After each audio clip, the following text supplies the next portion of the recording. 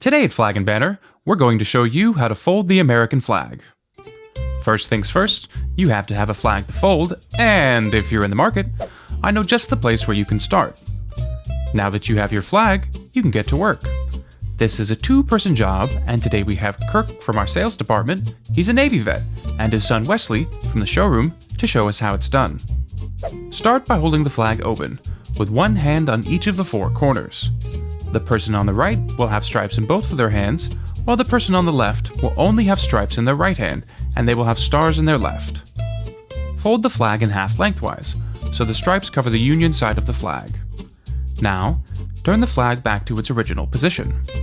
Each person will once again have one hand on each of the four corners, but this time, the portion of the flag that is visible from above will only contain stripes, and the Union side of the flag will face the ground.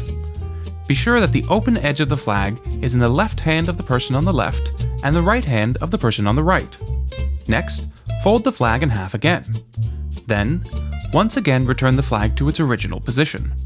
This time, the person on the right side of the flag will only have stripes, and the person on the left side of the flag will only have stars. Again, make sure that the open edge of the flag is in the left hand of the person on the left and the right hand of the person on the right.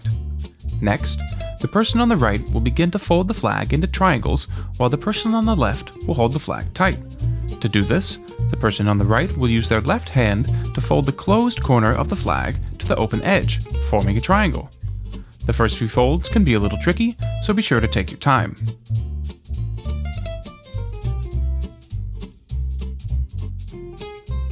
Then, continue to fold the flag into triangles at 90-degree angles until there is one fold left.